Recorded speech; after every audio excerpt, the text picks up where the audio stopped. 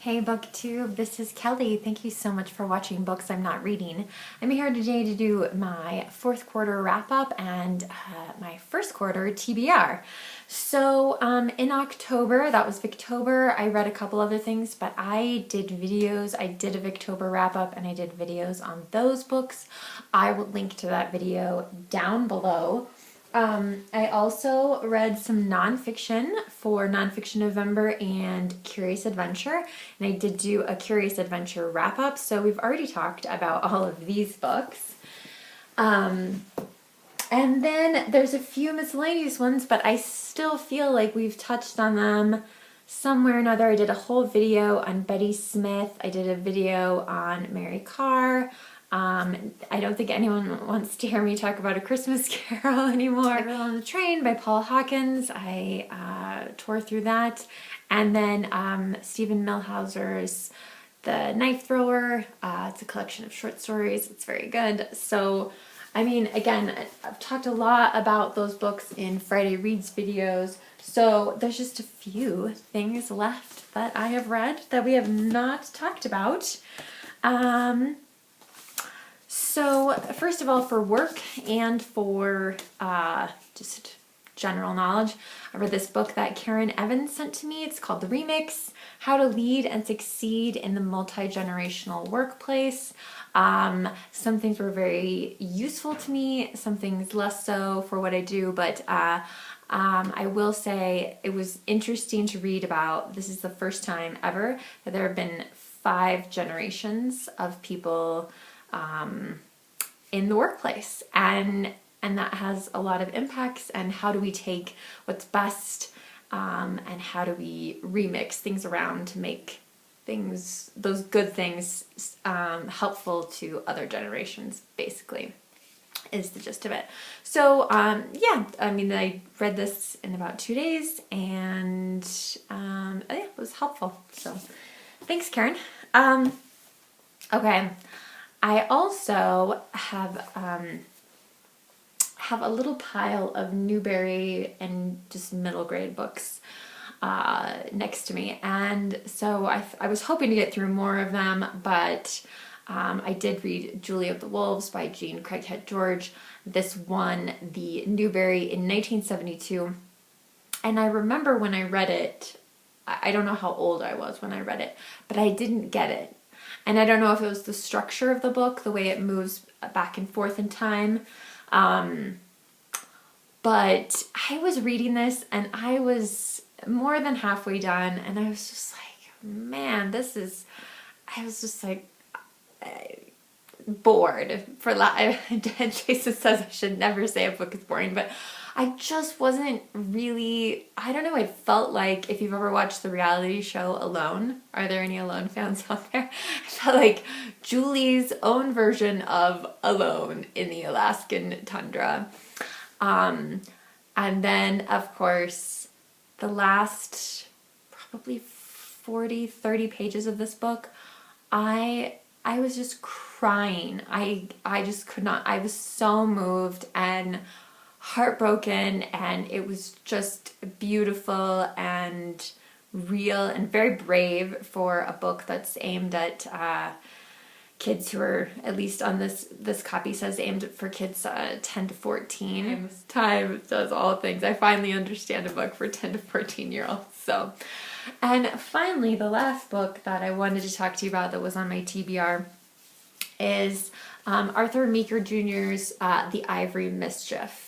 This follows 2 sisters. The book starts in 1655 when the younger sister Magdalene goes to live with her older sister Catherine Henriette.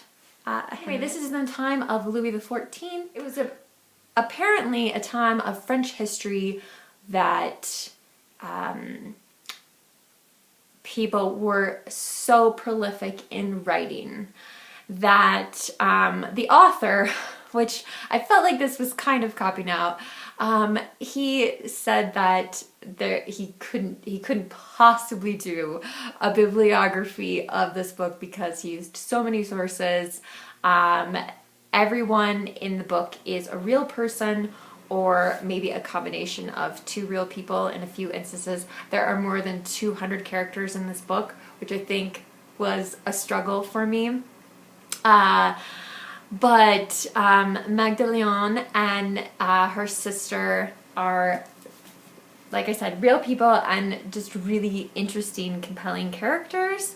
And there's a mention of this photo that they fight over in the book. They each wanted, and that's, oh, the glare, I don't know how well you can see it. But anyway, so they were both young and beautiful. Well, they're young at the beginning of the book. Beautiful and made, had a lot of affairs and romances and all kinds of things. So they lived a long and very interesting life. I think the eldest sister lived to be 80. So so this book is impossible to find.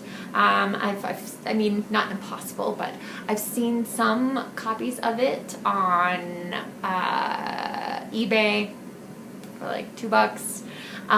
I am wondering if this book, because I believe it was published in the early 40s, is a lot like another book that's been staring at me from my bookshelves, which is Forever Amber by Kathleen Winsor, which came out, I think, a little bit later than the Ivory Mischief. Forever Amber, though, starts in England in 1644. So and this is just a beast of a book, but I have a feeling it could read like a soap opera. So whereas this one I had to really, with 200 characters, I had to pay a lot of attention to what was going on. But anyway, if any of you have read Forever Amber, I'd be curious as to what you thought of it. Like I said, it's gigantic. I think it's over 1,000 pages long. I could be wrong, but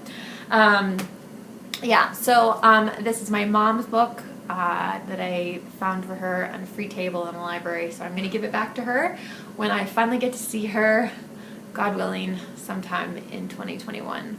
So I was glad to share it with her and talk to her about it, and it turns out my grandmother had also read it, so that was just kind of a cool reading experience to end the year on. As for what I'm going to read in the first quarter of 2021, I don't know, you guys. For the first time, I'm just sort of stumped. And it could be because we have a lot of things going on in the library, our personal library at the moment. A lot of books that are near where they need to be shelved, but not shelved, and books that we're thinking of letting go of unhauling. And so there's just a lot going on. But I do know that I am going to be reading, because I just started it last night, Everything is Illuminated by Jonathan Safran Foer. And I believe this is his debut novel. I've read Extremely Loud and Incredibly Close. This was on my first quarter TBR of 2020, and I never got to it. Usually if I don't get to a book in that quarter, I'll drag it over to the next quarter and try to read it then. But for some reason with this one, I just kind of put it back on the shelf and let go. So I'm hoping that by reading it with Karen, I'll be able to get through this. I do know what I'm going to be reading for March of the Mammoths, but we'll hold off on that. So if you have any suggestions for me, again, I am still trying to read primarily from my home library.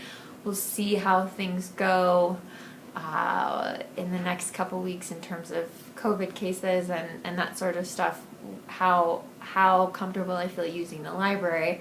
I have not felt comfortable and safe there, so I haven't been there.